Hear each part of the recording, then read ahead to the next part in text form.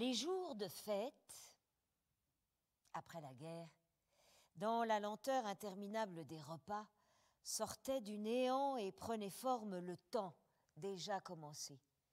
Celui que semblaient quelquefois fixer les parents quand ils oubliaient de nous répondre les yeux dans le vague, le temps où l'on n'était pas, où l'on ne sera jamais le temps d'avant.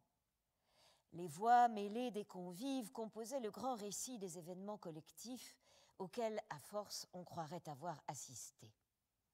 Il n'en avait jamais assez de raconter l'hiver 42, glacial, la faim et le rutabaga, le ravitaillement et les bons de tabac, les bombardements, l'aurore boréale qui avait annoncé la guerre, les bicyclettes et les carrioles sur les routes à la débâcle, les boutiques pillées, les sinistrés fouillant les décombres à la recherche de leurs photos et de leur argent, l'arrivée des Allemands, chacun situait précisément où, dans quelle ville.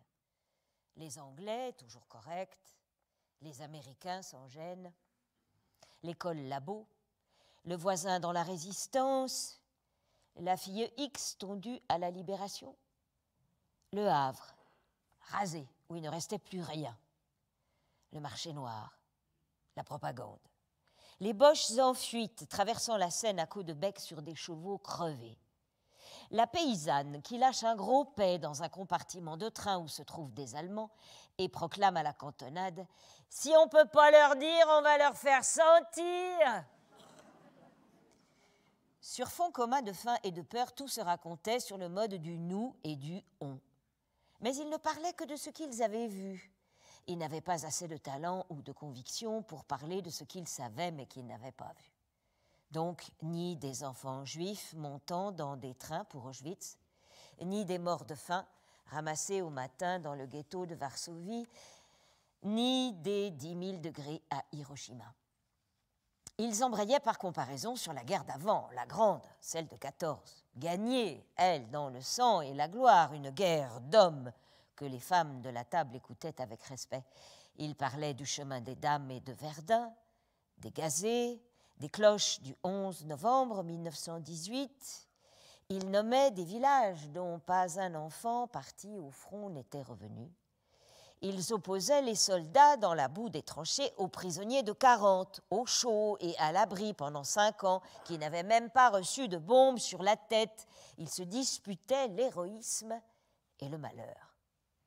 Dans le temps d'avant raconté, il n'y avait que des guerres et la faim. Pour finir, il chantait « Ah, le petit vin blanc !» et « Fleurs de Paris » en hurlant les mots du refrain « Bleu, blanc, rouge sont les couleurs de la patrie » dans un chœur assourdissant. Ils étiraient les bras et riaient « Encore un que les Boches n'auront pas !» Les enfants n'écoutaient pas.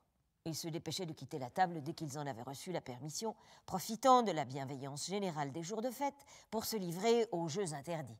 Sauter sur les lits, faire de la balançoire, la tête en bas, mais ils retenaient tout. Des hommes et des femmes surgissaient sans autre désignation parfois que leur titre de parenté. Père, grand-père, arrière-grand-mère, réduit à un trait de caractère, une anecdote drôle ou tragique, à la grippe espagnole, l'embolie ou le coup de pied de cheval qui les avait emportés. Des enfants qui n'avaient pas atteint notre âge, une cohorte de figures qu'on ne connaîtrait jamais.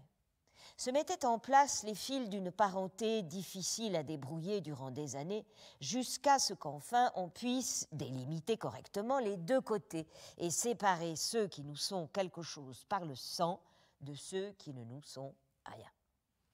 Dans la polyphonie bruyante des repas de fête, avant que surviennent les disputes et la fâcherie à mort, nous parvenait par bribes, entremêlés à celui de la guerre, l'autre grand récit, celui des origines.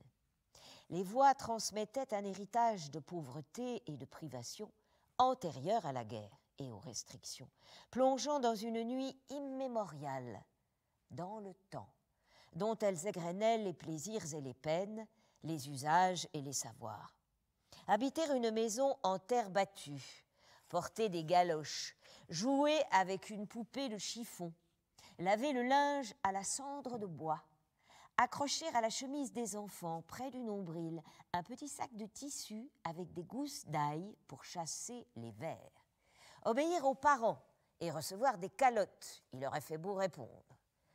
Au sortir de la guerre, dans la table sans fin des jours de fête, au milieu des rires et des exclamations, on prendra bien le temps de mourir, allez.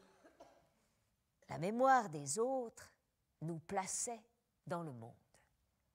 Hors des récits, les façons de marcher, de s'asseoir, de parler et de rire, ailés dans la rue, les gestes pour manger, se saisir des objets, transmettaient la mémoire passée de corps en corps du fond des campagnes françaises et européennes.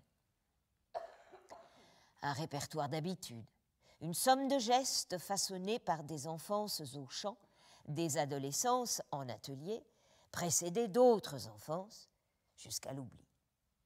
Mais nous, à la différence des parents, on ne manquait pas l'école pour semer du colza, locher des pommes et fagoter du bois mort.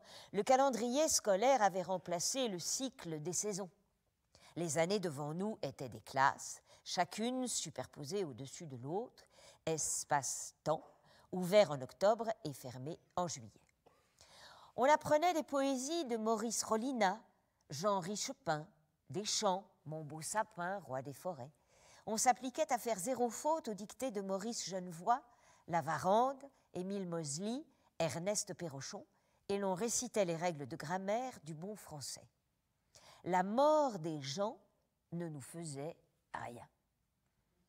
La photo en noir et blanc d'une petite fille en maillot de bain foncé sur une plage de galets, en fond des falaises. Elle est assise sur un rocher plat, ses jambes robustes étendues bien droites devant elle, les bras en appui sur le rocher, les yeux fermés, la tête légèrement penchée, souriant. La plage est déserte, au dos, août 1949, Sotteville-sur-Mer. Elle va avoir 9 ans.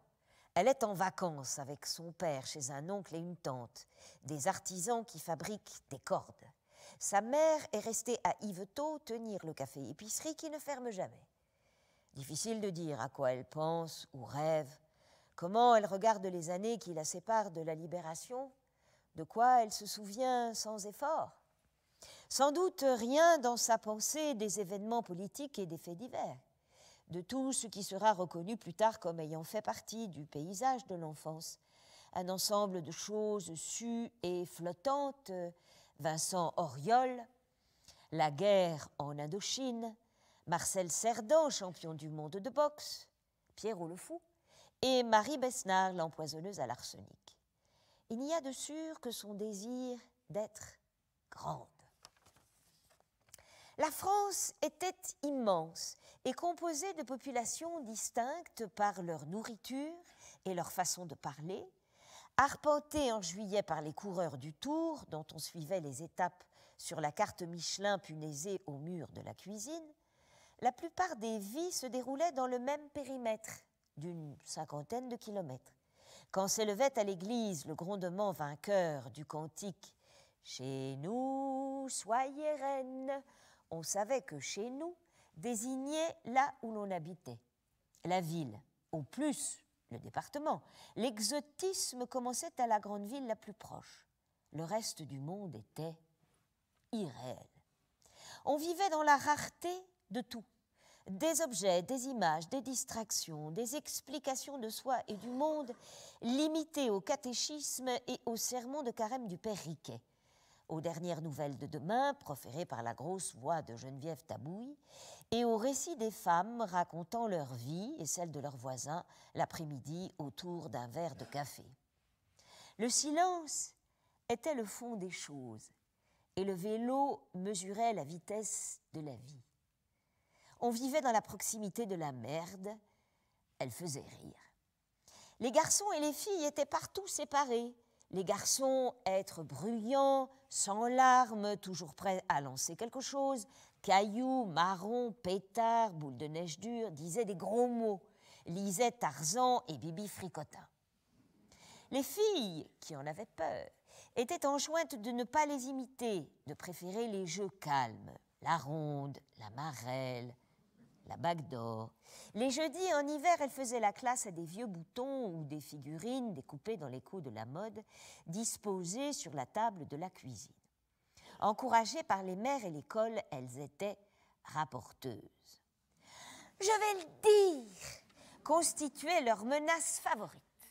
Elles s'interpellaient entre elles en disant « Hé, machine !» écoutaient et répétaient avec des chuchotements la main sur la bouche des histoires mal polies. Dans la réalité, l'exiguïté des logements obligeait les enfants et les parents, les frères et les sœurs à dormir dans la même chambre. La toilette continuait de se faire dans une cuvette, les besoins dans des cabinets ou dehors, les serviettes hygiéniques en tissu éponge dégorgeaient leur sang dans un seau d'eau froide. La religion était le cadre officiel de la vie et réglait le temps. Pour tout le monde, un signe extérieur de moralité et la certitude d'un destin s'écrivant dans une langue particulière, le latin. Public, privé, l'école se ressemblait, lieu de transmission d'un savoir immuable, dans le silence, l'ordre et le respect des hiérarchies, la soumission absolue. Porter une blouse, se mettre en rang à la cloche, se lever à l'entrée de la directrice, mais non d'une surveillante, se munir de cahiers, plumes et crayons réglementaires, ne pas répondre aux observations, ne pas mettre en hiver un pantalon sans une jupe par-dessus. Le droit de poser des questions n'appartenait qu'au professeur. Si l'on ne comprenait pas un mot ou une explication, c'était notre faute. Le sexe était le grand soupçon de la société qui envoyait les signes partout. Dans les décolletés, les jupes étroites, le vernis à ongles rouges, les sous-vêtements noirs, le bikini, la mixité, l'obscurité des salles de cinéma, les toilettes publiques, les muscles de Tarzan, les femmes qui fument et croisent les jambes, le geste de se toucher les cheveux en classe, etc. Il était le premier critère d'évaluation des filles, les départageait en « comme il faut » et « mauvais genre ». Dans ces conditions, elles étaient interminables, les années de masturbation avant la permission de faire l'amour dans le mariage. Il était écrit dans le Larousse « L'onanisme détermine souvent des accidents très graves. Aussi devra-t-on surveiller les enfants à l'approche de la puberté. Les bromures, l'hydrothérapie, la gymnastique, l'exercice, la cure d'altitude, les médications martiales et arsenicales, etc. seront tour à tour employées. Sous l'immuabilité, les affiches du cirque de l'année dernière avec la photo de Roger Lanzac, les images de première communion distribuées aux camarades, le club des chansonniers sur Radio Luxembourg, les jours se remplissaient de désirs nouveaux. À la moitié des années 50, dans les repas de famille, les adolescents restaient à table, écoutant les propos sans s'y mêler, souriant poliment aux plaisanteries qui ne les faisaient pas rire, aux remarques approbatrices dont ils étaient l'objet sur leur développement physique, aux grivoiseries voilées destinées à les faire rougir. Les convives discutaient de la réalité des soucoupes volantes, du Spoutnik et de qui, des Américains ou des Russes, iraient les premiers sur la Lune, des cités d'urgence de l'abbé Pierre, de la vie chère. La guerre finissait par revenir sur le tapis. Il rappelait l'exode, les bombardements, les restrictions de l'après-guerre, les azous, les pantalons de golf. Il n'était déjà plus question de l'Indochine, perdue sans excès de regret à Dien Bien Phu. C'était un conflit qui n'avait jamais été dans le présent des gens. Il n'avait pas non plus envie d'assombrir l'atmosphère avec les troubles en Algérie, dont personne au juste ne savait comment ils avaient commencé. Mais ils étaient tous d'accord, et nous aussi, qui l'avions au programme du BEPS. L'Algérie, avec ses 3 départements, était la France, comme une grande partie de l'Afrique, où nos possessions couvraient sur l'Atlas la moitié du continent. Il fallait bien que la rébellion soit matée, nettoyer les nids de Fellaga, ces égorgeurs rapides dont on voyait l'ombre traîtresse sur la figure basanée du pourtant gentil Sidi Monzami, colportant des descentes de lit sur son dos. À la dérision dont les Arabes et leurs mots étaient rituellement l'objet, « Abana la Mouker, mets ton nez dans la cafetière, tu verras si c'est chaud », s'ajoutait la certitude de leur sauvagerie. Normal donc que les soldats du contingent et des rappelés soient envoyés pour rétablir l'ordre, même si, de la vie générale, c'était malheureux pour les parents de perdre un garçon de 20 ans qui devait se marier, dont la photo figurait dans le journal régional sous la mention « Tombé dans une embuscade ». C'étaient des tragédies individuelles, des morts au coup par coup. Il n'y avait ni ennemis, ni combattants, ni bataille. On n'avait pas un sentiment de guerre. La prochaine viendrait de l'Est, avec les chars russes, comme à Budapest, pour détruire le monde libre, et il était inutile de partir sur les routes, comme en 40. La bombe atomique ne laisserait aucune chance. Personne ne parlait des camps de concentration, sinon incidemment à propos de tel ou tel ayant perdu ses parents à Buchenwald. Un silence contristé suivait. C'était devenu un malheur privé. On était avide de jazz et de negro spirituals, de rock and roll. Tout ce qui se chantait en anglais était nimbé d'une mystérieuse beauté. Dream, love, heart, des mots purs, sans usage pratique, qui donnaient le sentiment d'un au-delà. Dans le secret de la chambre se faisait une orgie du même disque.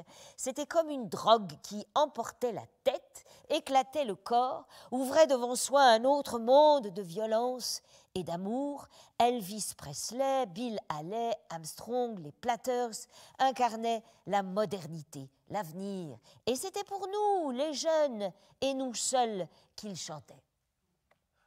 La distance qui sépare le passé du présent se mesure peut-être à la lumière répandue sur le sol entre les ombres, glissant sur les visages, dessinant les plis d'une robe à la clarté crépusculaire, quelle que soit l'heure de la pose d'une photo en noir et blanc. Sur celle-ci, une grande fille, aux cheveux foncés, mi-longs et raides, visage plein, les yeux clignants à cause du soleil, se tient de biais, légèrement déhanchée, de manière à faire saillir la courbe de ses cuisses, serrées dans une jupe droite descendant à mi-jambe, tout en les amincissant. Au dos, 1957, Yvetot. Dans ses représentations de l'avenir le plus lointain, après le bac, elle se voit, son corps, son allure, sur le modèle des magazines féminins. Mince, les cheveux longs flottant sur les épaules et ressemblant à Marina Vladi dans La Sorcière. Elle est devenue institutrice quelque part, peut-être à la campagne, avec une voiture à elle, signe suprême d'émancipation, 2 chevaux ou 4 chevaux, libre et indépendante. Sur cette image s'étend l'ombre de l'homme, l'inconnu qu'elle rencontrera, comme dans « Un jour tu verras », la chanson de Mouloudji. Elle est sûre qu'elle doit se garder pour lui et ressent comme une faute contre le grand amour de connaître déjà le plaisir toute seule. Bien qu'elle ait inscrit dans un carnet les jours où l'on ne risque pas d'être enceinte d'après la méthode Ogino, elle n'est que sentiment. Entre le sexe et l'amour, le divorce est total. Au-delà du bac, sa vie est un escalier à gravir qui se perd dans la brume. Les gens faisaient fond de plus belle sur une existence meilleure grâce aux choses. Selon leurs moyens, les gens changeaient la cuisinière à charbon pour une gazinière, la table en bois couverte d'une toile cirée pour une en formica, la 4 chevaux pour une dauphine, remplaçaient le rasoir mécanique et le fer à repasser en fonte par leurs équivalents électriques, les ustensiles en métal par les mêmes en plastique. L'objet le plus enviable et le plus cher était la voiture. Synonyme de liberté, de maîtrise complète de l'espace, d'une certaine manière, du monde. Apprendre à conduire et obtenir le permis, considéré comme une victoire, salué par l'entourage comme la réussite au brevet. On annonçait la société des loisirs. La honte ne cessait pas de menacer les filles. Leur façon de s'habiller et de se maquiller, toujours guettée par le trop. Court, long, décolleté, étroit, voyant, etc. La hauteur de leurs talons, leur fréquentation, leur sortie et leur rentrée à la maison, le fond de leur culotte chaque mois, tout d'elles était l'objet d'une surveillance généralisée de la société. Rien, ni l'intelligence, ni les études, ni la beauté ne comptaient autant que la réputation sexuelle d'une fille, c'est-à-dire sa valeur sur le marché du mariage, dont les mères, à l'instar de leurs mères à elles, se faisaient les gardiennes. Si tu couches avant d'être marié, personne ne voudra plus de toi. Cependant, on flirtait de plus en plus loin, pratiquait ce qui n'était dissible nulle part ailleurs que dans les ouvrages médicaux, la fellation, le cunnilingus et parfois la sodomie. Les garçons se moquaient de la capote anglaise et refusaient le coitus interruptus de leur père. On rêvait aux pilules contraceptives qui, on disait, se vendaient en Allemagne. Le samedi, à la file, se mariaient des filles en voile blanc qui accouchaient 6 mois après de prétendus et robustes prématurés. Les signes de changement collectif ne sont pas perceptibles dans la particularité des vies, sauf peut-être dans le dégoût et la fatigue qui font penser secrètement « rien ne changera donc jamais » à des milliers d'individus en même temps. Sur la photo de groupe en noir et blanc insérée à l'intérieur d'un livret gaufré, 26 filles s'étagent sur 3 rangs dans une cour, sous les feuilles d'un marronnier, devant une façade dont les fenêtres à petits carreaux peuvent aussi bien être celles d'un couvent, d'une école ou d'un hôpital. Au-dessus de la photo, noté à la main, lycée Jeanne d'Arc, Rouen, classe de philosophie, 1958-1959. Et les jeunes arrivaient, de plus en plus nombreux. Les maîtres d'école manquaient, il suffisait d'avoir 18 ans et le bac pour être envoyé dans un cours préparatoire faire lire Rémi et Colette. On nous fournissait de quoi nous amuser, le hula hoop, salut les copains, âge tendre et tête de bois.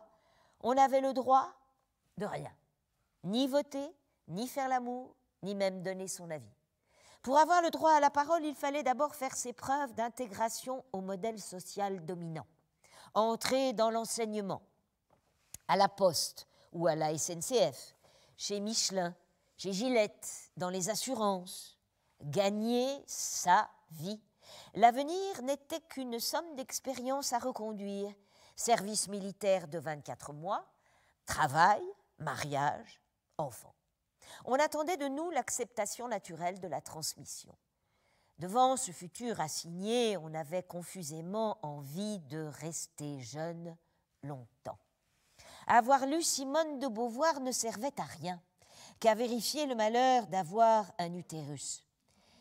Les filles continuaient donc de prendre leur température comme des malades, de calculer les périodes à risque, 3 semaines sur 4.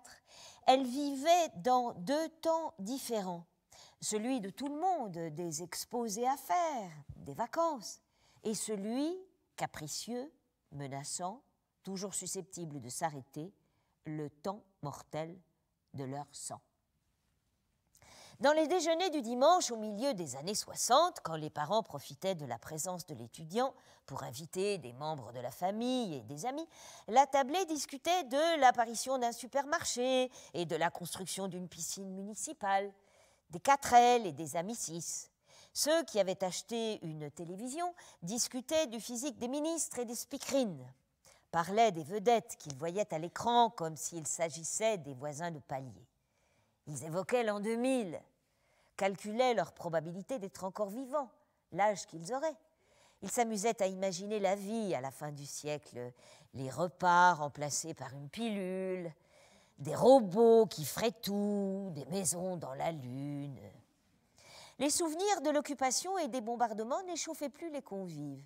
La reviviscence des émotions d'hier avait disparu. L'arrivée de plus en plus rapide des choses faisait reculer le passé. Les gens ne s'interrogeaient pas sur leur utilité, ils avaient simplement envie de les avoir et souffraient de ne pas gagner assez d'argent pour se les payer immédiatement. Ils s'habituaient à rédiger les chèques, découvraient les facilités de paiement, le crédit Sofinco.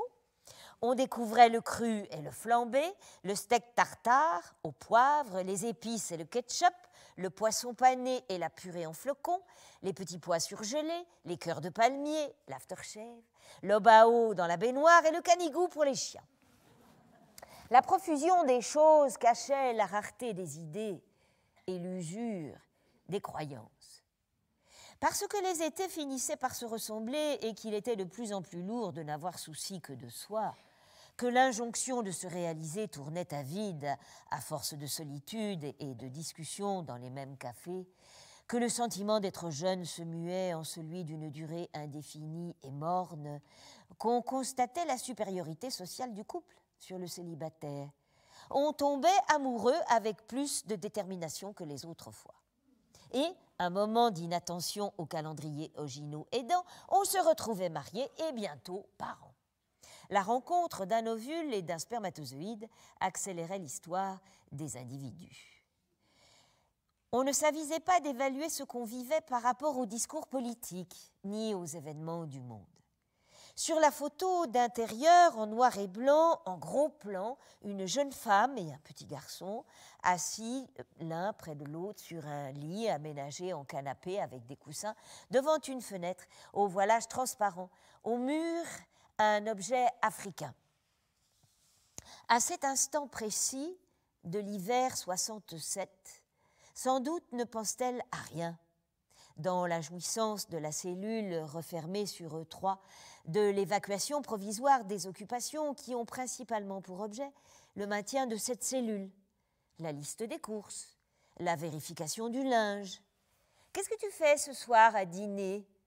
Cette prévision incessante de l'avenir immédiat qui complique le versant extérieur de ses obligations, son travail d'enseignante.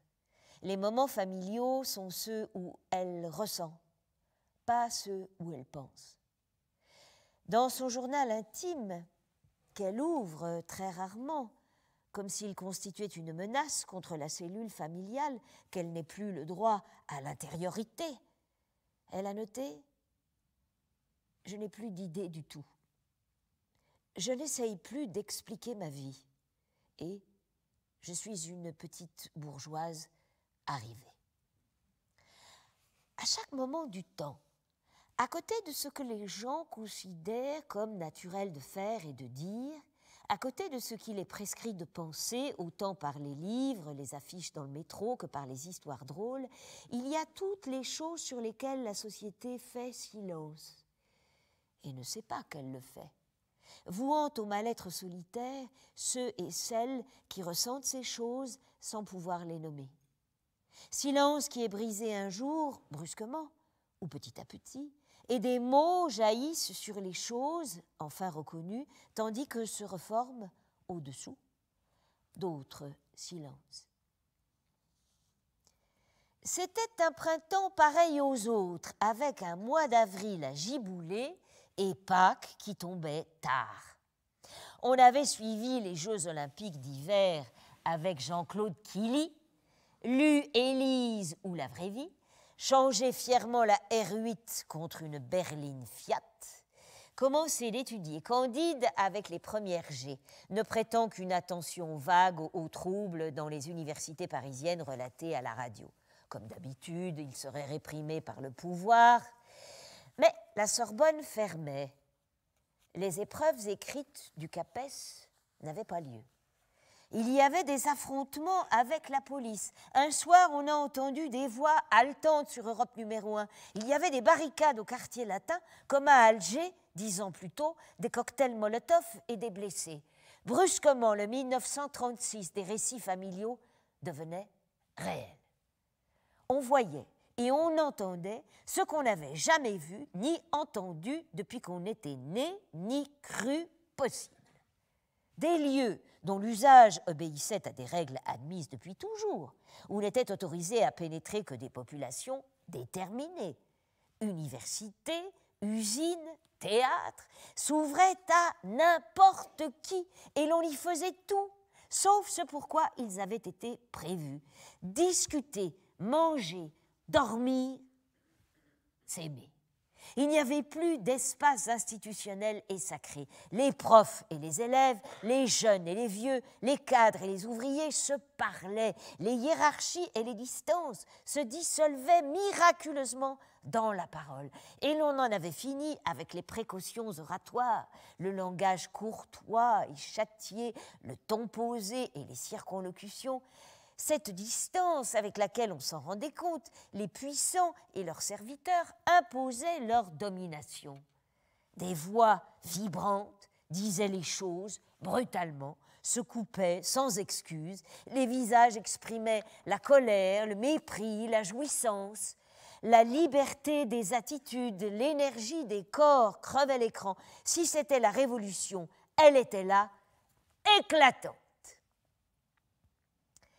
Quand on a vu déferler sur les Champs-Élysées une foule sombre, avec Debré, Malraux et les autres, bras dessus, bras dessous, dans une fraternité factice et lugubre, on a su que tout allait finir. Et il n'était plus possible d'ignorer qu'il y avait deux mondes, et il faudrait choisir. Les élections, ce n'était pas choisir, c'était reconduire les notables en place. De toute façon, la moitié des jeunes n'avaient pas 21 ans et ne votaient pas. Au lycée, à l'usine, la CGT et le PC commandaient la reprise du travail. Nous qui en étions restés au PSU pour changer la société, on découvrait les Mao, les trotskistes, une énorme quantité d'idées et de concepts d'un seul coup au grand jour. Sortaient de partout des mouvements, des livres, des revues, des philosophes, critiques, sociologues, Bourdieu, Foucault, Barthes, Lacan, Chomsky, Baudrillard, William Reich, Ivan Illich, tel quel, l'analyse structurale, la narratologie, l'écologie, d'une façon ou d'une autre, que ce soit Les Héritiers ou le petit livre suédois sur les positions sexuelles, tout allait dans le sens d'une intelligence nouvelle et d'une transformation du monde. On baignait dans des langages inédits, ne sachant où donner de la tête, surpris de ne pas avoir entendu parler de tout cela avant. En un mois, on avait rattrapé des années. Penser, parler, écrire, travailler, exister autrement. On estimait n'avoir rien à perdre de tout essayer. 1968 était la première année du monde. Apprendre la mort du général de Gaulle un matin de novembre plongeait un instant dans l'incrédulité. Il était donc immortel à nos yeux. Puis on s'apercevait à quel point on l'avait déjà oublié en 1 an et demi. Sa mort clôturait le temps d'avant le mois de mai, des années loin dans notre vie. On ne se souviendrait ni du jour ni du mois, mais c'était le printemps. Seulement qu'on avait lu tous les noms, du premier au dernier, des 343 femmes. Elles étaient donc si nombreuses et on avait été si seuls avec la sonde et le sang en jet sur les draps, qui déclaraient avoir avorté illégalement dans le Nouvel Observateur. Même si c'était mal vu, on avait rejoint ceux qui réclamaient l'abrogation de la loi de 1920 et l'accès libre à l'avortement médical. On conduisait secrètement des femmes enceintes dans un appartement privé où des médecins militants leur aspiraient gratuitement l'embryon dont elles ne voulaient pas. Une cocotte minute pour la désinfection du matériel et une pompe à vélo au mécanisme inversé suffisaient. Le docteur Carman avait simplifié et sécurisé le geste des faiseuses d'anges. On fournissait des adresses à Londres et Amsterdam. Un samedi après-midi, piétinant, des milliers sous le soleil, derrière des banderoles, levant les yeux vers le ciel uniformément bleu du Dauphiné, on se disait que c'était à nous d'arrêter pour la première fois la mort rouge des femmes depuis des millénaires. Qui donc pourrait nous oublier? Selon l'âge, le métier et la classe sociale, les intérêts et les vieilles culpabilités, on accommodait la révolution à sa mesure. On suivait les injonctions de fête et de jouissance, d'intelligence.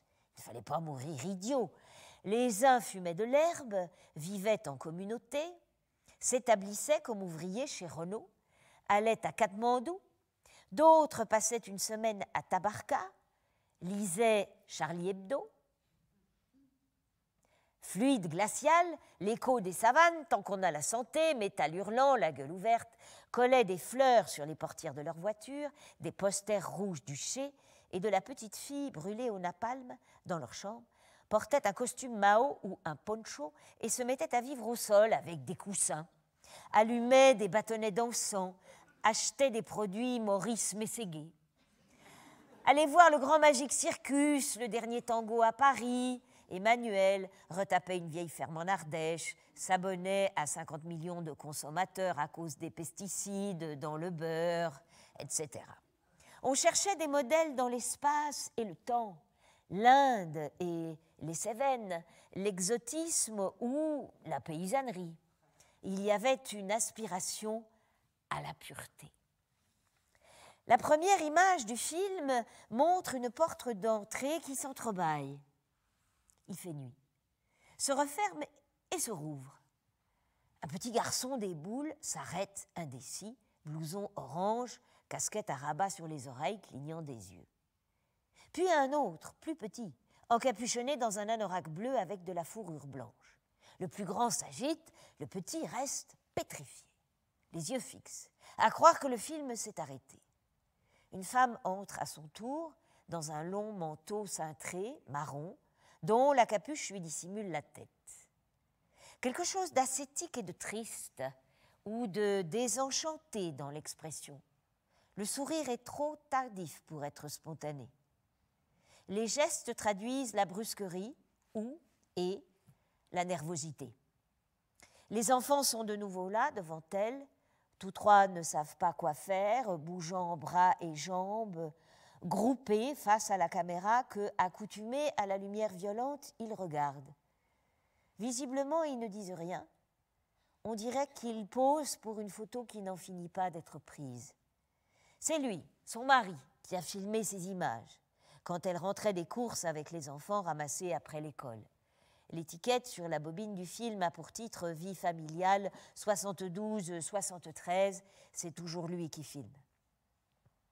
Selon les critères des journaux féminins, extérieurement, elle fait partie de la catégorie en expansion des femmes de 30 ans actives, conciliant travail et maternité, soucieuses de rester féminines et à la mode. Elle ressent son métier comme une imperfection continuelle et une imposture. A écrit dans son journal « Être prof me déchire ». Elle déborde d'énergie, de désir d'apprendre et d'entreprendre des choses nouvelles. Dans quelle mesure, mai 68, qu'elle a l'impression d'avoir raté, trop installé déjà, est-il à l'origine de la question qui l'obsède ? Serais-je plus heureuse dans une autre vie ? Elle a commencé de se penser en dehors du couple et de la famille. Avec Giscard d'Estaing, on vivait désormais dans la société libérale avancée.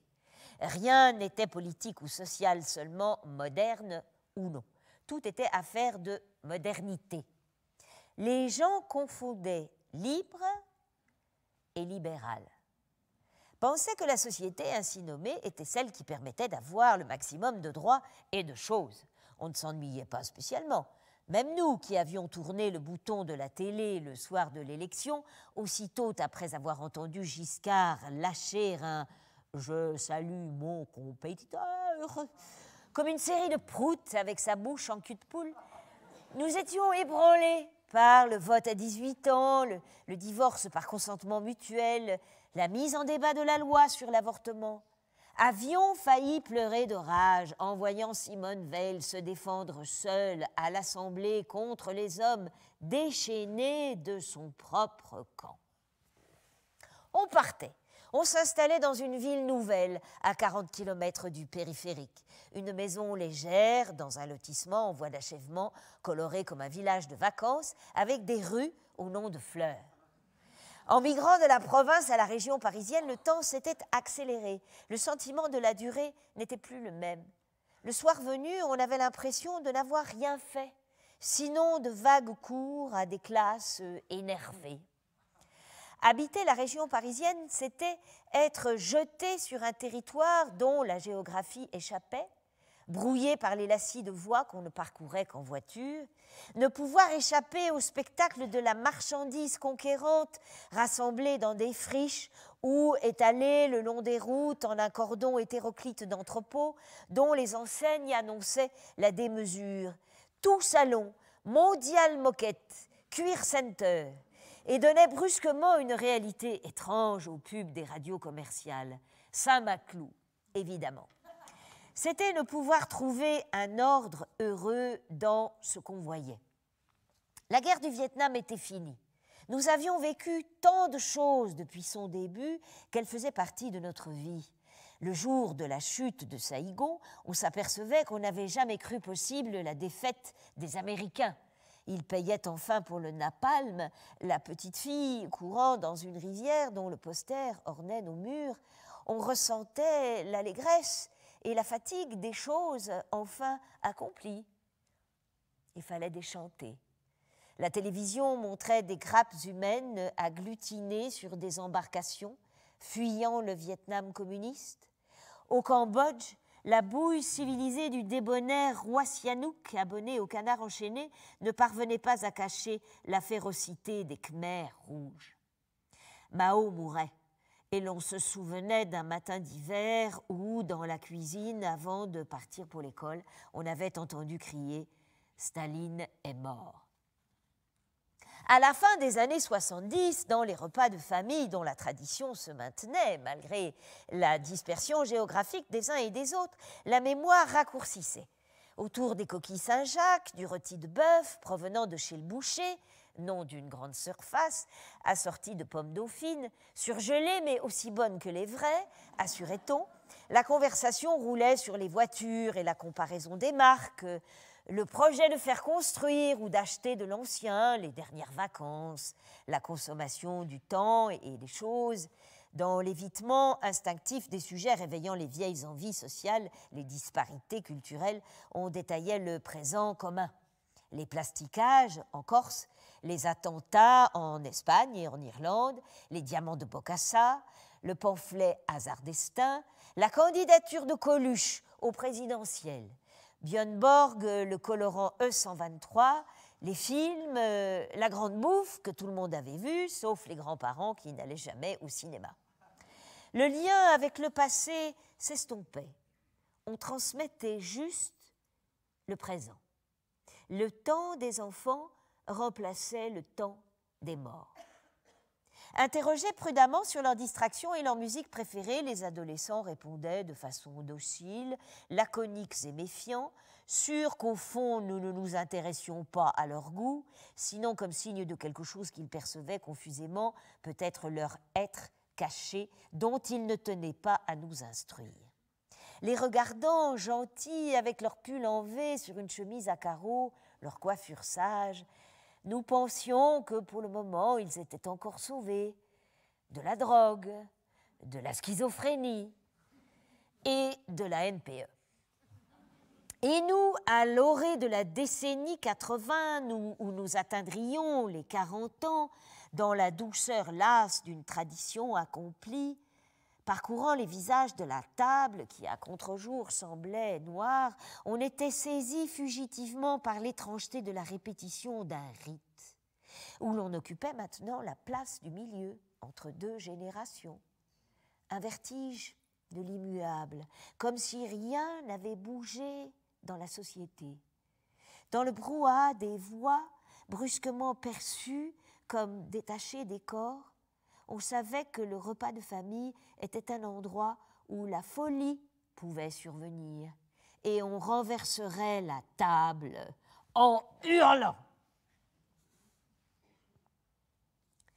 Même en voyant monter sur l'écran de télé l'étrange visage en pointillé de François Mitterrand, on n'y croyait pas encore. Après tout ce temps, au soir d'un dimanche brumeux de mai, qui effaçait l'échec de l'autre, on revenait dans l'histoire avec une cohorte de gens, les jeunes, les femmes, les ouvriers, les profs, les artistes, les homos, les infirmières, les facteurs, et on avait envie de la faire à nouveau. C'était 36, le Front populaire des parents, la Libération, un 68 qui aurait réussi. On avait besoin de lyrisme et d'émotion, de la rose et du Panthéon, de Jean Jaurès et de Jean Moulin, du temps des cerises et des corons de Pierre Bachelet. Des mots vibrants qui nous semblaient sincères parce qu'on ne les avait pas entendus depuis longtemps. Il fallait réoccuper le passé, reprendre la Bastille, se saouler de symboles et de nostalgie avant d'affronter l'avenir. Les larmes de bonheur de Mendès France quand Mitterrand l'embrasse. C'étaient les nôtres.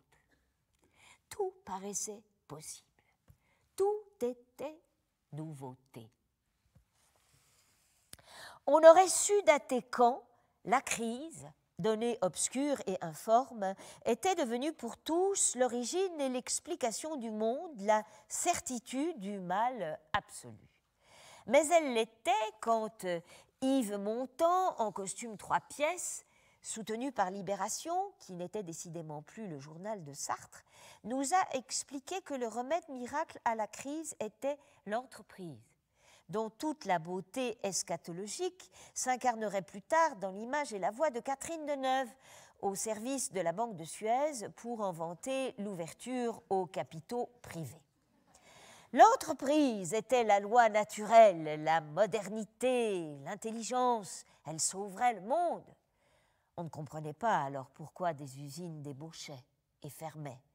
La lutte de classe, l'engagement, l'opposition capital et travail suscitaient des sourires de commisération. À force de ne plus être utilisés, des mots paraissaient dépourvus de sens. D'autres arrivaient et s'imposaient pour évaluer les individus et les actes. La performance, le défi, le profit, la réussite accédaient au rang de valeur transcendante, définissaient la France qui gagne de Paul-Loup Sulitzer à Philippe de Villiers, auréolait un type parti de rien, Bernard Tapie. C'était le temps des bagous. Les banlieues occupaient l'imaginaire sous la forme confuse de blocs en béton et de terrains boueux, au bout des lignes de bus et de RER vers le nord, de cages d'escaliers puant l'urine, de vitres cassées et d'ascenseurs en panne, de seringues dans les caves.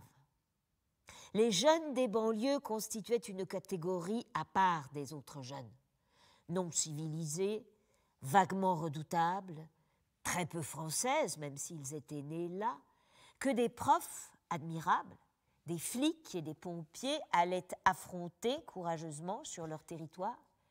Le dialogue des cultures se résumait à s'approprier leur parler et à singer leur accent, à inverser les lettres et les syllabes comme eux, dire une meuf et un tarpé. Ils avaient reçu un nom collectif qui signifiait tout à la fois leur origine, leur couleur de peau et leur façon de parler, les beurs. Ils étaient nombreux, on ne les connaissait pas.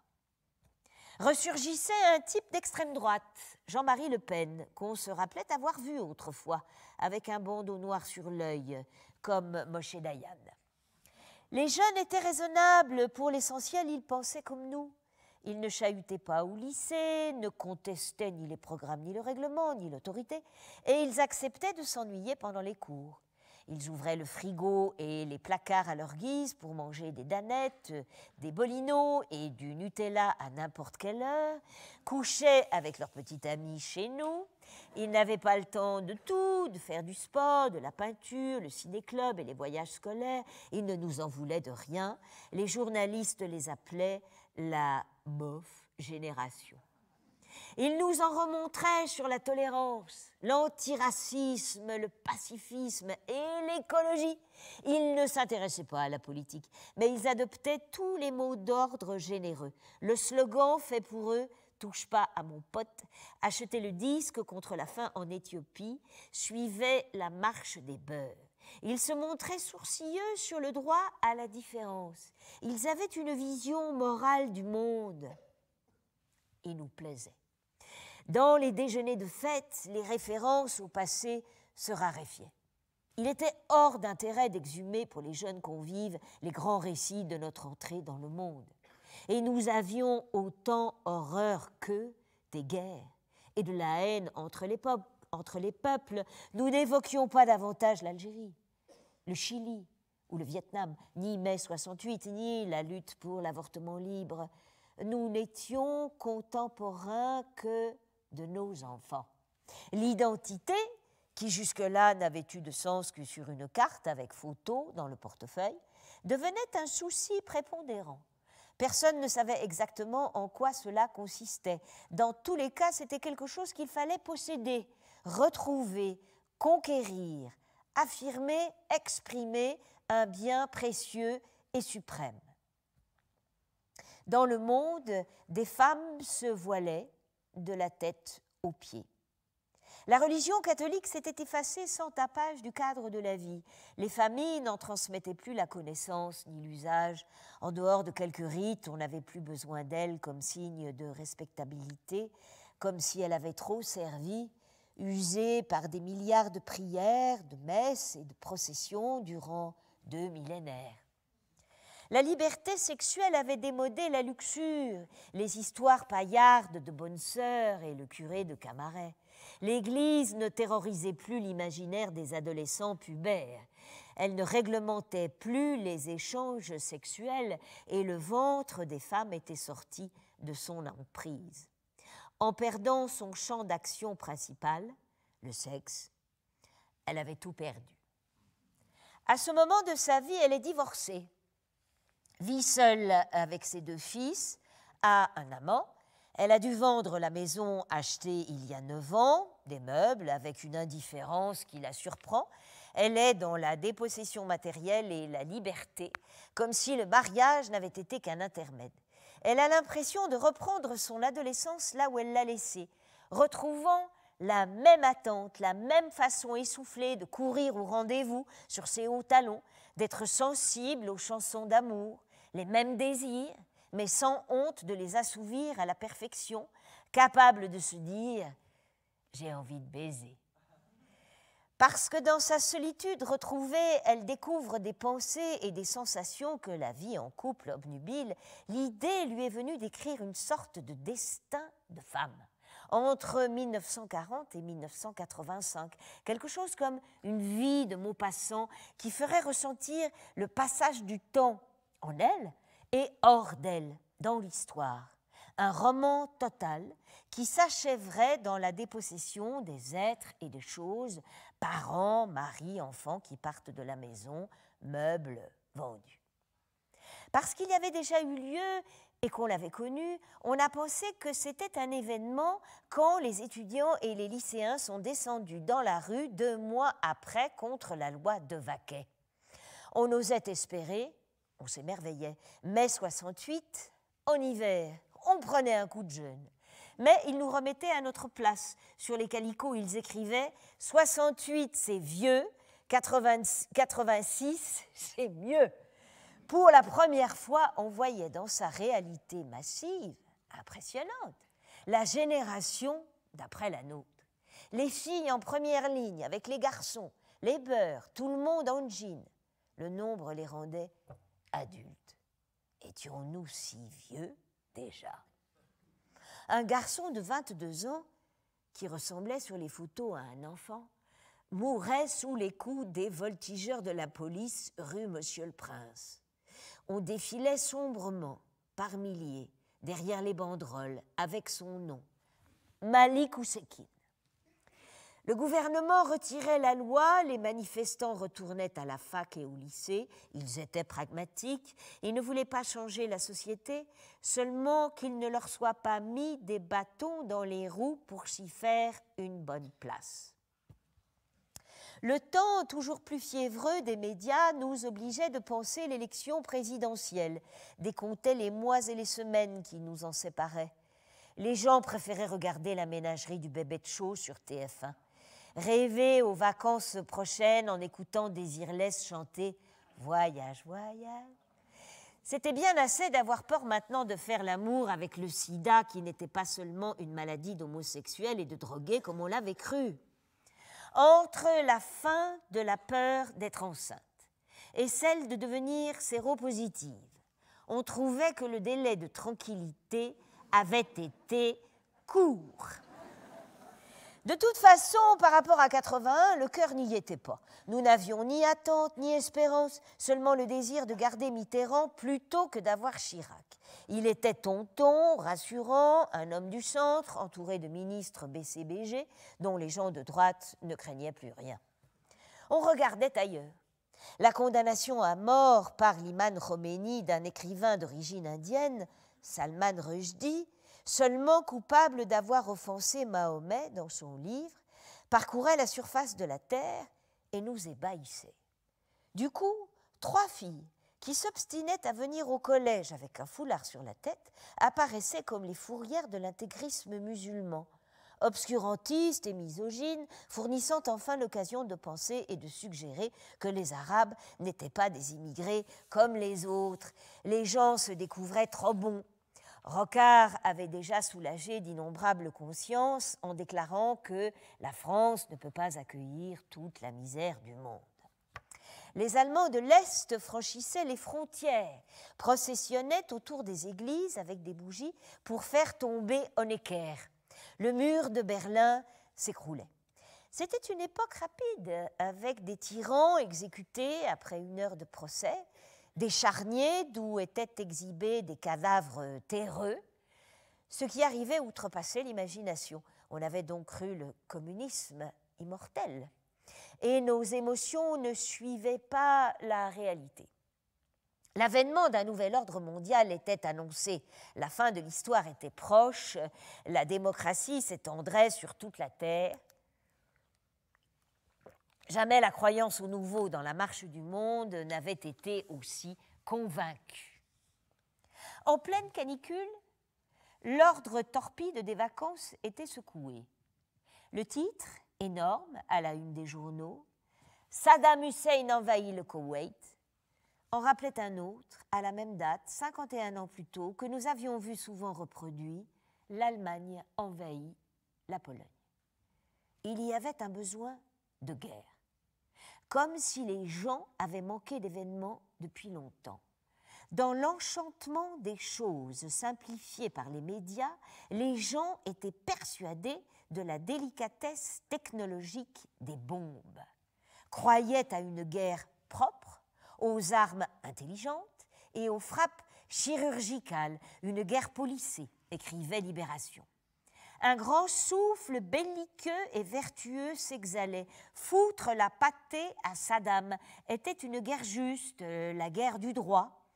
Et sans que personne ne le dise, l'occasion légitime d'en finir avec ce monde arabe compliqué dont les enfants dans les banlieues, les filles voilées, énervaient épisodiquement, mais qui, par chance, se tenaient tranquilles.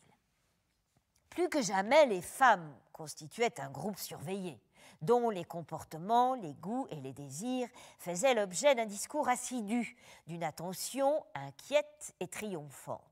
Elles étaient réputées avoir tout obtenu, être partout et réussir à l'école mieux que les garçons. Comme d'habitude, les signes de leur émancipation étaient cherchés dans leur corps, leur audace vestimentaire et sexuelle. Qu'elles disent draguer les mecs, dévoilent leurs fantasmes et se demandent dans elles si elles sont un bon coup, était la preuve de leur liberté et de leur égalité avec les hommes. Le féminisme était une vieille idéologie vengeresse et sans humour dont les jeunes femmes n'avaient plus besoin, qu'elles regardaient avec condescendance, ne doutant pas de leur force et de leur égalité. Nous qui avions avorté dans des cuisines, divorcés, qui avions cru que nos efforts pour nous libérer serviraient aux autres, nous étions prises d'une grande fatigue. Nous ne savions plus si la révolution des femmes avait eu lieu. C'est la photo d'une femme prise de face jusqu'aux hanches dans un jardin de broussailles, ses cheveux longs, blonds, roux sont épars sur le col d'un grand manteau noir, ample, du genre cossu. Le pan d'une écharpe rose dragée, bizarrement étroite par rapport au manteau, est rejeté sur l'épaule gauche. Au dos, Cergy, 3 février 92.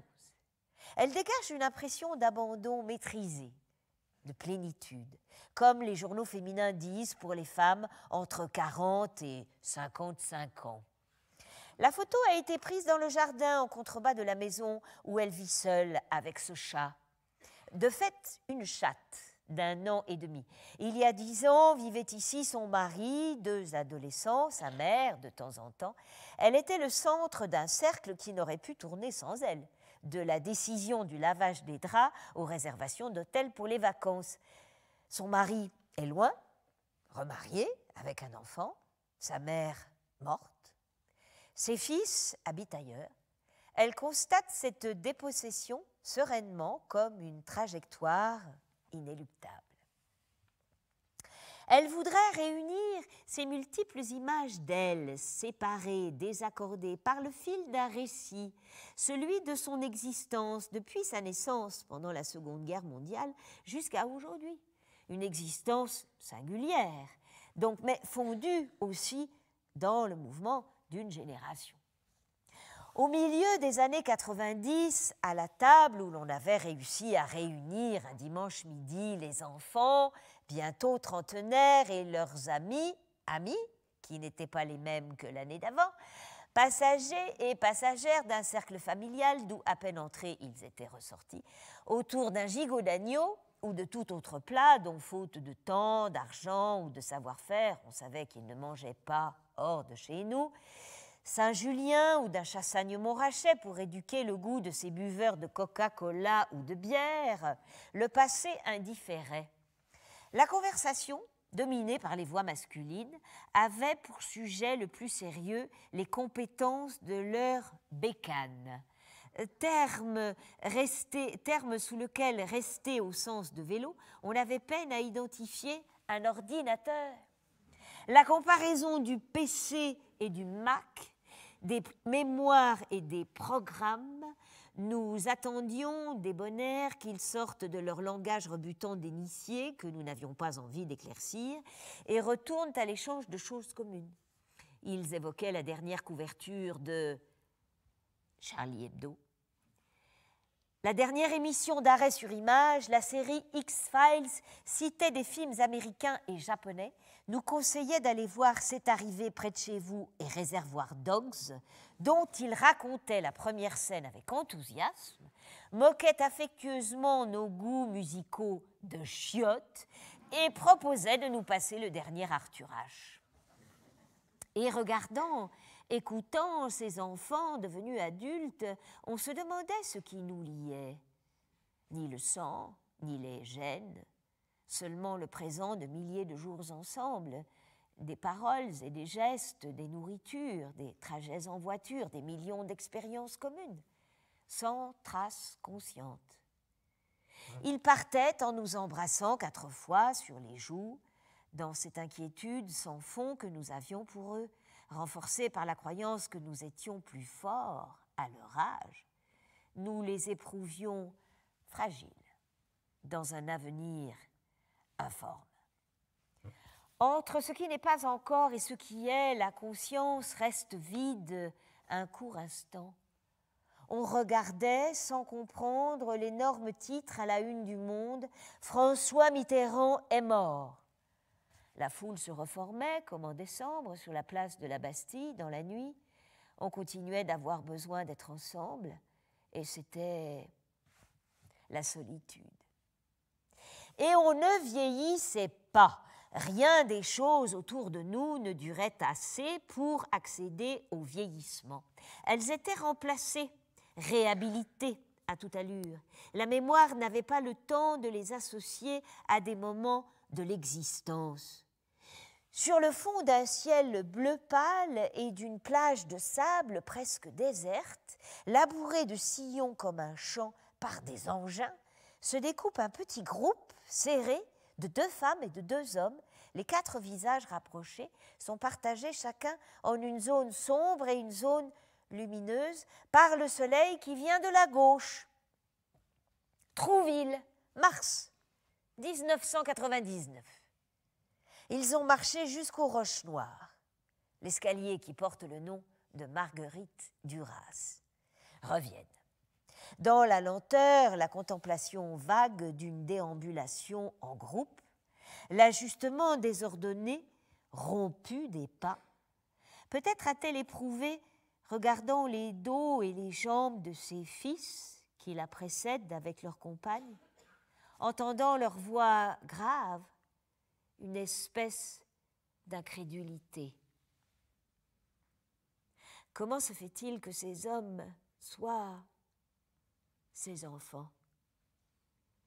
Sûrement, comme dans les occasions espacées où elle se retrouve avec eux, réendossant le rôle maternel qu'elle n'exerce plus qu'épisodiquement, elle ressent l'insuffisance du lien maternel, la nécessité pour elle d'avoir un amant, une intimité avec quelqu'un que réalise seulement l'acte sexuel et qui lui sert de consolation dans ses conflits passagers avec eux. Le jeune homme qu'elle rejoint les autres week-ends l'ennuie souvent, l'agace à regarder téléfoot le dimanche matin, mais renoncer à lui serait cesser de communiquer à quelqu'un les actes et les incidents insignifiants de chaque jour, de verbaliser le quotidien. Souvent, contre lui, dans le demi-sommeil qui suit l'amour, le dimanche après-midi, elle tombe dans un état particulier. Elle ne sait plus d'où, de quelle ville, proviennent les bruits. Elle se ressent dans plusieurs moments de sa vie, flottant les uns par-dessus les autres.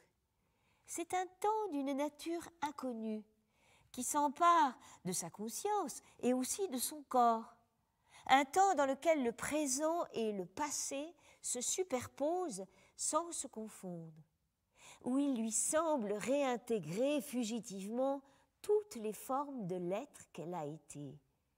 C'est une sensation déjà éprouvée, épisodique, qu'elle saisit maintenant dans une sorte d'agrandissement et de ralentissement.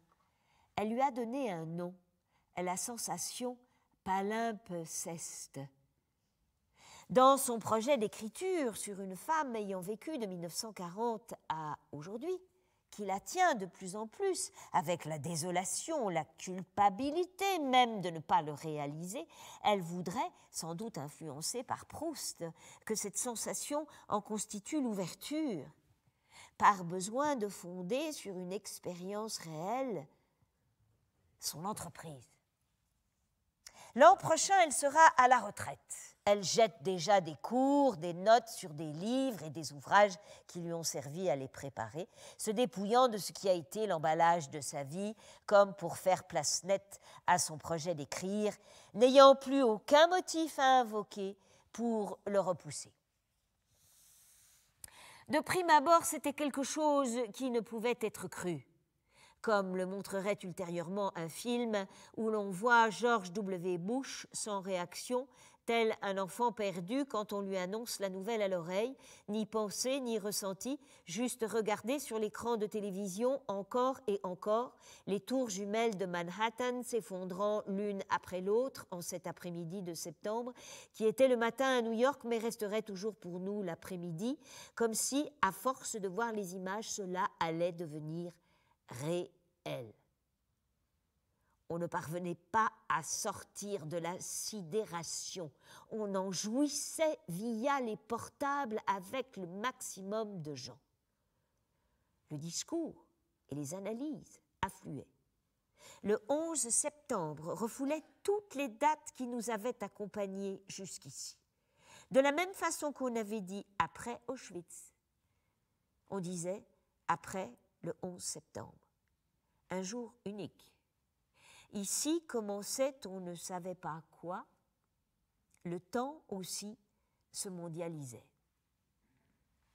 Les lieux où s'exposait la marchandise étaient de plus en plus grands, beaux, colorés, méticuleusement nettoyés, contrastant avec la désolation des stations de métro, la poste et les lycées publics, renaissant chaque matin dans la splendeur et l'abondance du premier jour de l'Éden. L'imagination commerciale était sans borne. Elle annexait à son profit tous les langages écologiques, psychologiques, se paraient d'humanisme et de justice sociale, nous enjoignaient de lutter tous ensemble contre la vie chère, prescrivaient « faites-vous plaisir, faites des affaires », elle ordonnait la célébration des fêtes traditionnelles, Noël et la Saint-Valentin, accompagnait le Ramadan. Elle était une morale, une philosophie, la forme incontestée de nos existences, la vie, la vraie, au chant. On passait au lecteur de DVD, à l'appareil photo numérique, au baladeur MP3, à la DSL, à l'écran plat. On n'arrêtait pas de passer. Ne plus passer, c'était accepter de vieillir.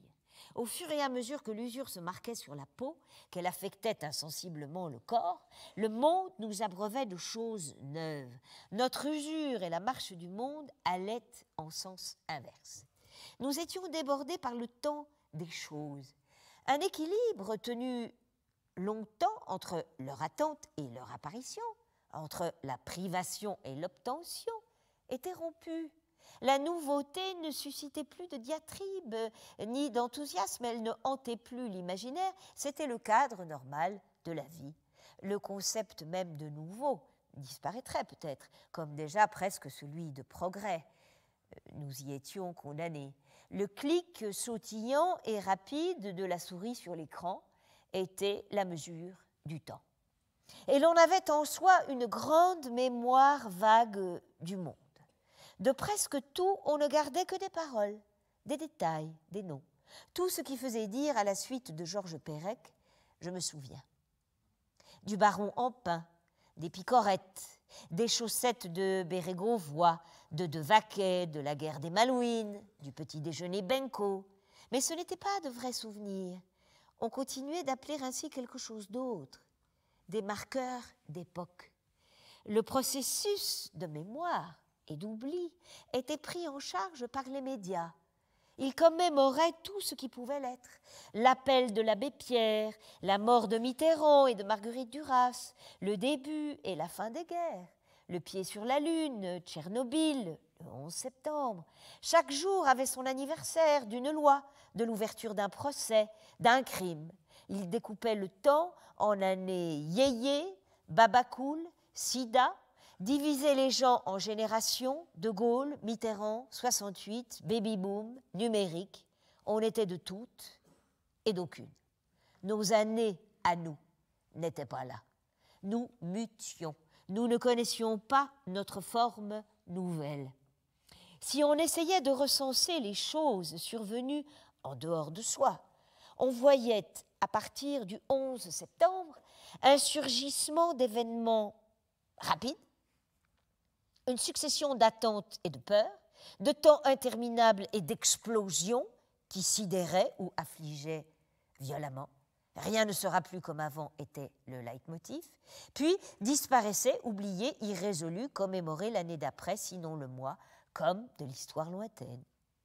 Il y avait eu le 21 avril, la guerre en Irak, sans nous, heureusement, l'agonie de Jean-Paul II, un autre pape dont on ne retenait pas le nom et encore moins le numéro, la guerre d'Atocha, le grand soir festif du non au référendum sur la Constitution européenne, les nuits rouges de flammes dans les banlieues, Florence Aubenas, les attentats de Londres, la guerre du Liban entre Israël et le Hezbollah, le tsunami, Saddam Hussein extirpé d'un trou, pendu, on ne savait quand, des épidémies fuligineuses, le SRAS, la grippe aviaire, le chikungunya. Dans l'immensité de ce qui était devenu la grande canicule se mélangeaient les soldats américains d'Irak, renvoyés morts dans un sac plastique, et les petits vieux clamsés de chaleur entassés dans des chambres froides aux halles de Rungis. De toutes les infos quotidiennes, la plus intéressante, celle qui nous importait le plus, était le temps qu'il ferait demain. Le fait beau, fait pas beau, affiché dans les stations de RER, ce savoir prédictif d'almanach qui permettait chaque jour de se réjouir ou de déplorer.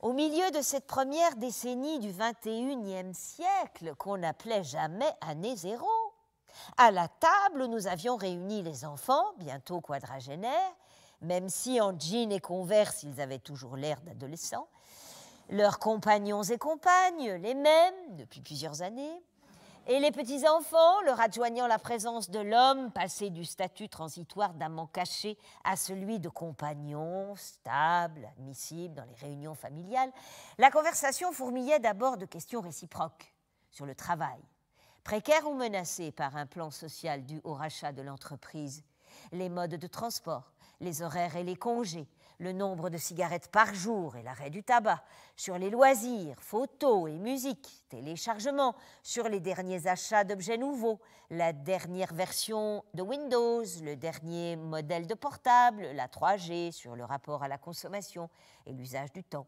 Ils confrontaient leur point de vue sur les films, croisaient les critiques de Libé, des Inrock et de Technicart, disaient leur enthousiasme pour les séries américaines, nous incitaient à regarder au moins un épisode, persuadés qu'on n'en ferait rien, voulant nous apprendre mais n'acceptant pas qu'on leur apprenne, laissant transparaître leur certitude que notre savoir des choses n'était plus en phase avec le monde autant que le leur.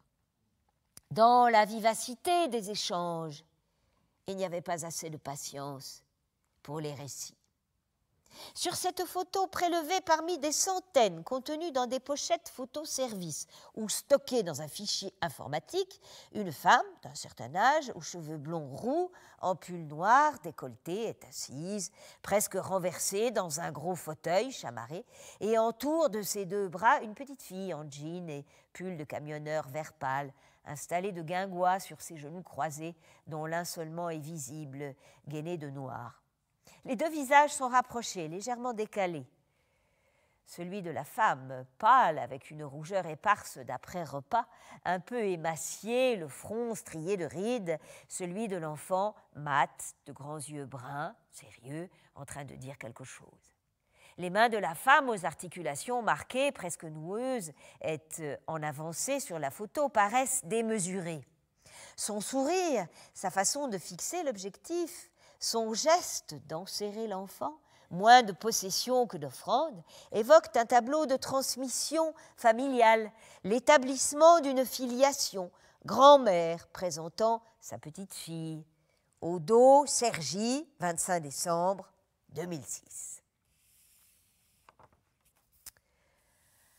À l'inverse de l'adolescence où elle avait la certitude de ne pas être la même d'une année, voire d'un mois sur l'autre, tandis que le monde autour d'elle restait immuable, maintenant c'est elle qui se sent immobile dans un monde qui court.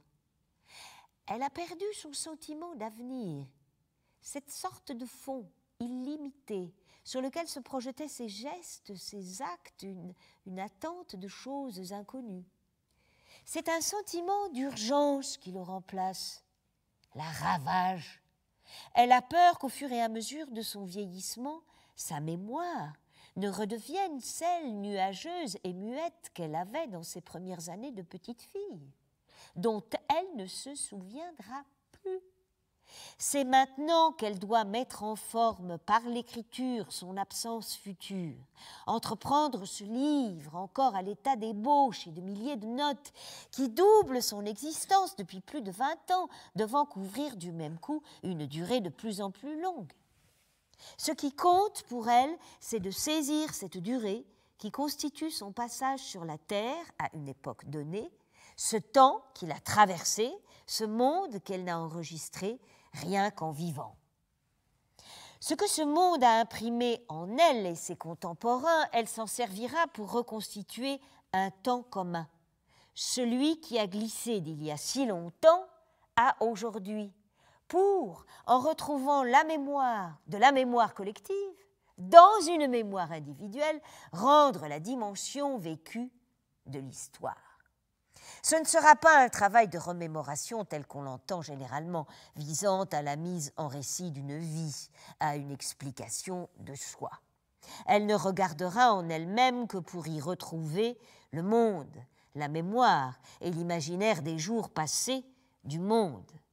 Ce sera un récit glissant dans un imparfait continu, absolu, dévorant le présent au fur et à mesure jusqu'à la dernière image d'une vie.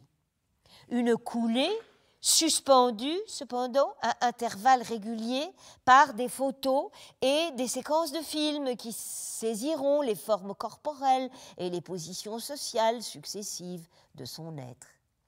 À cette sans cesse autre des photos correspondra en miroir le « elle » de l'écriture.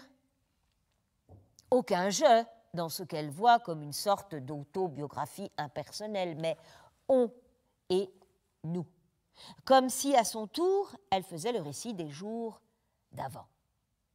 Quand elle désirait écrire autrefois dans sa chambre d'étudiante, elle espérait trouver un langage inconnu qui dévoilerait des choses mystérieuses à la manière d'une voyante. Elle imaginait aussi le livre fini comme la révélation aux autres de son être profond, un accomplissement supérieur, une gloire.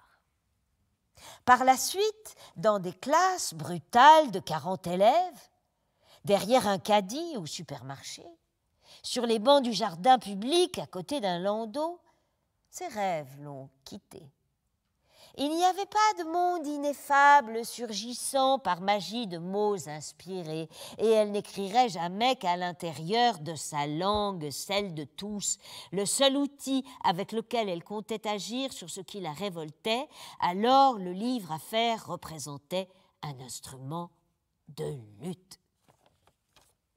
Elle n'a pas abandonné cette ambition, mais plus que tout maintenant, elle voudrait saisir la lumière qui baigne des visages désormais invisibles, des nappes chargées de nourritures évanouies. Cette lumière qui était déjà là dans les récits des dimanches d'enfance et n'a cessé de se déposer sur les choses aussitôt vécues, une lumière antérieure. Sauver le petit bal de Bazoches-sur-Ouenne avec les autos tamponneuses.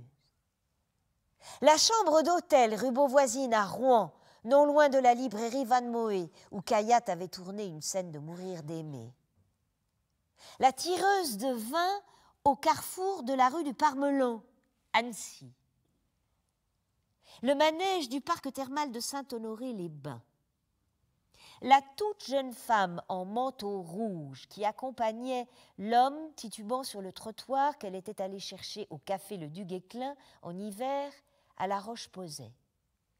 L'affiche à demi déchirée, 3615 code ULA au bas de la côte de Fleury-sur-Andelle.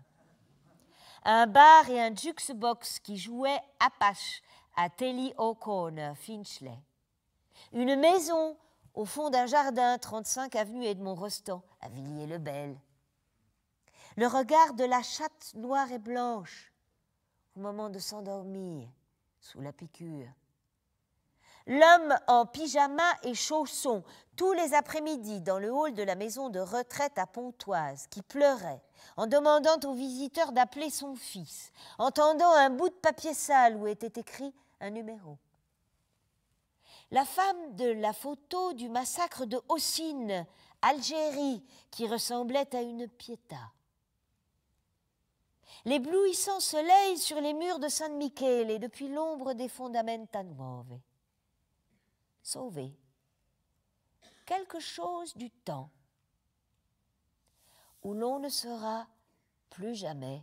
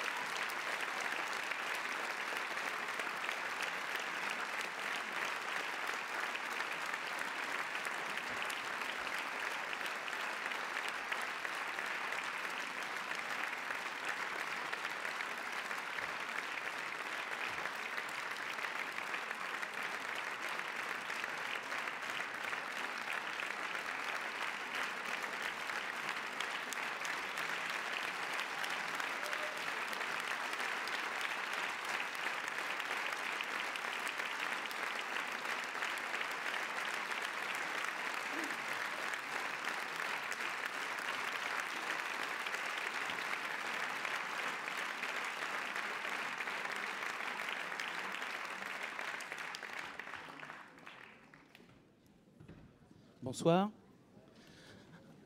Un petit mot pour clore cette très belle soirée. Merci d'ailleurs à Christine Le Tailleur qui nous a proposé de la passer avec Dominique Blanc et Annie Arnaud. Merci Christine. J'en profite et c'était mis debout. Juste pour vous rappeler nos prochains rendez-vous de l'autre saison. Dès samedi prochain, dans le cadre des samedis du TNS, rendez-vous ici avec Claude Habib, j'ai pas de lumière, je vais avoir du mal. Rencontre sur le thème amour, désir et sexualité. Puis lundi 25 janvier à 18h avec Bérénice Hamidi-Kim sur la place des femmes dans le théâtre public. Et enfin, et vous êtes sans doute les premiers à l'apprendre ce soir, un nouveau rendez-vous proposé par Stanislas Nordet, qui est avec nous aussi ce soir, et qui, à l'occasion de la sortie du deuxième roman Histoire de la violence d'Édouard Louis, nous propose, accompagné donc d'Emmanuel Béard et d'Édouard Louis, des temps de lecture de ce nouveau texte le vendredi 12 février à 20h. Merci à vous, bonne soirée.